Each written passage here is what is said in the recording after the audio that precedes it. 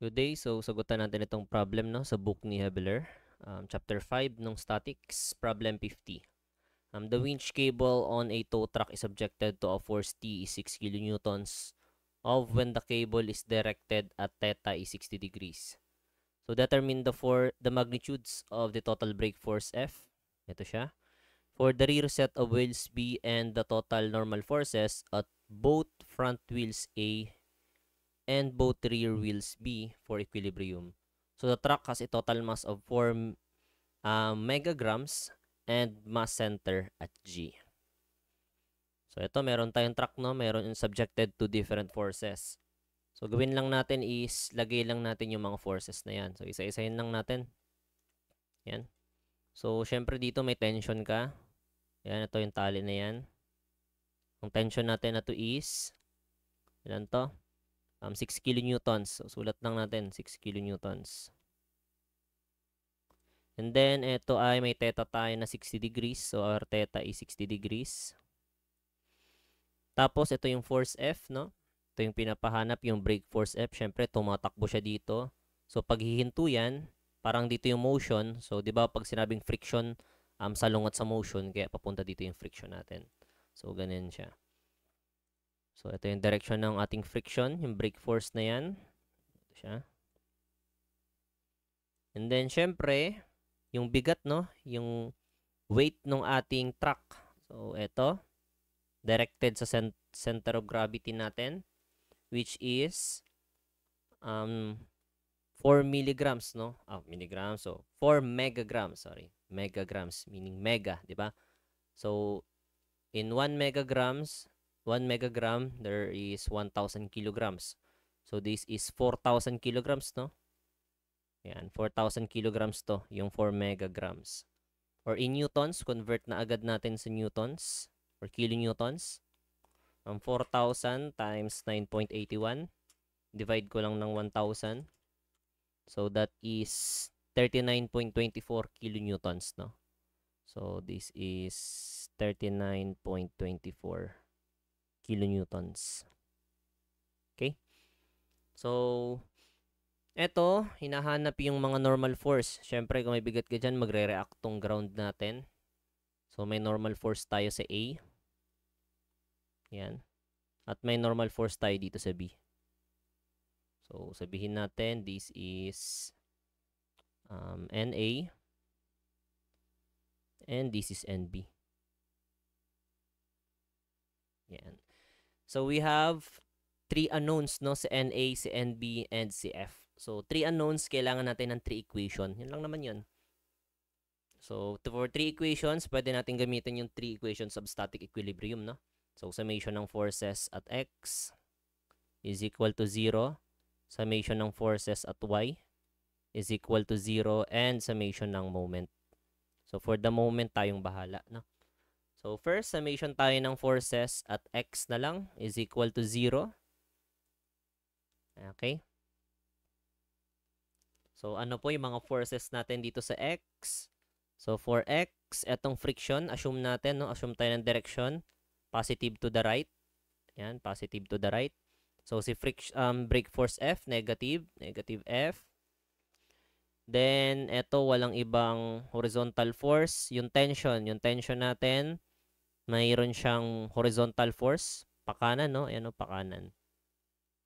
Yan, papunta dito sa kanan yung kanyang horizontal component. So, that is positive 6. So, the horizontal component, ito, kung ito yung theta, this is sine, no? Sine 60. Yan, sine 60 degrees is equal to 0. Kaya, solving for F, ito po yung ating brake force. So, napakadali. So, this is 6 sine 60, no? 6 times 60. That is 3 square root of 3 or 5.20 kilonewtons. Correct? Ayan, 5.20 kilonewtons. So, basic. Yan, 5.20 kilonewtons. Okay po. Yan, tama naman.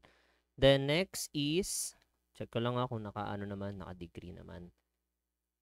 So, solve natin si NA at NB. So, pwede nating masolve yan using summation ng forces at y. Pero para sa akin, mas madali is isolve muna natin, no, yung summation ng moment sa B. Bakit? Kasi kung mag-moment ako sa B, cancel natin yung isang ano na NB. So, yung NA na lang yung matitira. Tama? So, yun na lang gagawin ko. Summation na lang ako ng moment sa B is equal to 0. Assume ko clockwise positive. Yan. So, kayo bahala kung anong gusto nyong assumption na positive. So, ang ikot sa B, point B natin, ito. Ito mismo yung point na to. Yung sa may ground, yan si point B. Si NA, iikot ng clockwise. So, NA, ang moment arm niya po is 2 plus 2.5, kaya 4.5.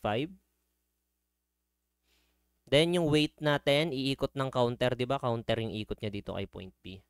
Yan, iikot po siya ng counterclockwise, kaya negative 39.24. Ang moment arm niya kay B is 2.5. Yan po.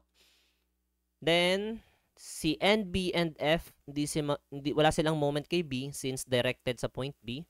So, iikot natin yung tension. Okay. So, for the tension, meron nga itong horizontal and merong vertical component, no?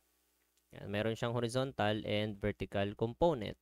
So, for the vertical component, iikot ito ng clockwise. So, plus 6, ang vertical component is cosine 60. Tama? 6 cosine 60. Then, for the moment arm, ayan, iikot siya ng clockwise dyan. Ang moment arm natin is, nawala. Anong moment arm natin dito? 1.5, no? 1.5. Okay, 1.5. Then, wag kakalimutan itong horizontal component, no? Ito sabihin na lang natin TX and this is TY. Yan. Si TX, iikot din ng clockwise kay B, no? Iikot siya ng clockwise. So, positive. So, positive 6. This is sine, no? Sine 60 yung kanyang horizontal. Then, for the moment arm, 3 meters. Yan.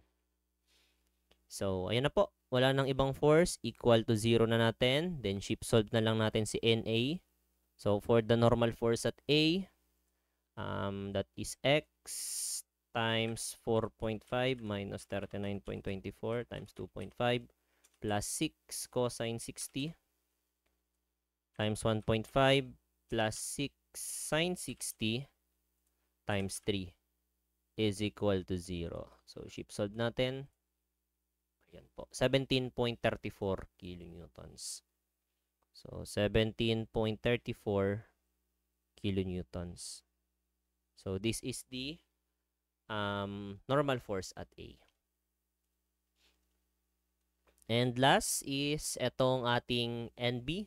So, nasolve na natin lahat ng unknown. Isa na lang natitira. Pwede na lang tayong mag-summation ng forces sa Y is equal to 0.